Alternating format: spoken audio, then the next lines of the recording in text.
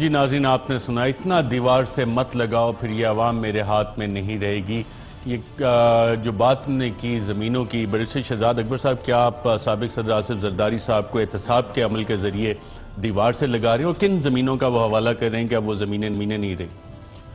देखिए, हम तो उनको एहतसाब की वजह से दीवार से नहीं लगा रहे, अपने ही करतूत हैं जो सामने आ रहे हैं। इस वक्त असल में जरदारी साहब को ये जो JIT की पूरी रिपोर्ट है और उसके बाद जो सुप्रीम कोर्ट ऑफ पाकिस्तान का रिटन ऑर्डर आया है, उसके बाद मैं समझता हूँ जलसों में बदुआएँ देने और मुख्तलिफ शहरों में जाके पीरों फ़कीरों के घरों पे जाके दुआएं करवाने। अभी कल ही मेरे आबाई शहर गुजर खान गए हैं, वहाँ जाके एक पीर साहब के घर जाके पेश हुए हैं। तो अब इसके अलावा तो कोई उनके पास चारा नहीं रह गया। मैंने आज भी इनको मशवरा दिया कि पार्टी के जरदारी साहब किसी पीर साहब के पास गए? जी, वो गए हैं गुजर खान में, एक पीर साहब हैं, उनके पास भी गए हैं कल।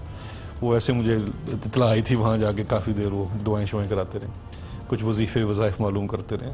मेरा ये ख्याल है कि इस वक्त इनको एक लीगल डिफेंस की ज़रूरत है। वैसी गलती नहीं दोहरानी चाहिए जैसे पहले एक और साबिक़ वज़ीर आज़म ने पनामा केस की हेयरिंग के दौरान दोहराई और चीज़ को सियासी तौर पर लिया। ये जो ज़मीनों की जिक्र कर रहे हैं, ये बड़ा इंटरेस्टिंग है। JIT रिपोर्ट के अंदर और जो अगर आप फैसले को दोनों को मिला के पढ़ें तो एक तो उसके अंदर 16 रेफरेंसेस तो ऐसे हैं जिनके बारे में JIT ने कहा जी कि हमारी तफ्तीश मुकम्मल हो चुकी है और सुप्रीम कोर्ट ने उन मामलात को उठा के नैब को दे दिया है और कहा जी कि 2 माह के अंदर आप इनको कंप्लीट करें। साथ उन्होंने ये कहा है कि JIT उन मामलात जिसकी निशानदेही की है और अभी उसमें तफ्तीश मुकम्मल नहीं है, JIT उसी तरह से रहेगी और उनकी तफ्तीश करेगी।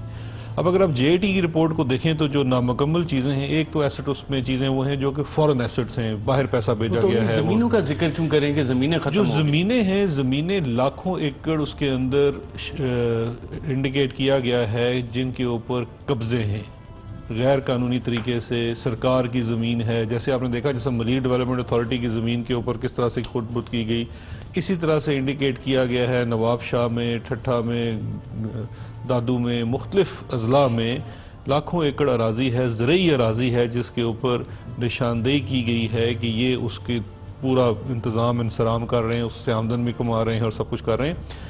उसकी इन्वेस्टिगेशन अब JIT ने करनी है। तो आप ये देखें, पुराने रवायती ज़मींदार हैं, अगर इनकी ज़मीनों का भी अब हिसाब होगा तो असल में पता चलेगा कितने बड़े ज़मींदार हैं। उन ज़मीनों की बात करें, ये उस ज़मीनों से इनको तकलीफ हो रही है और वहाँ से ये बात आ रही है।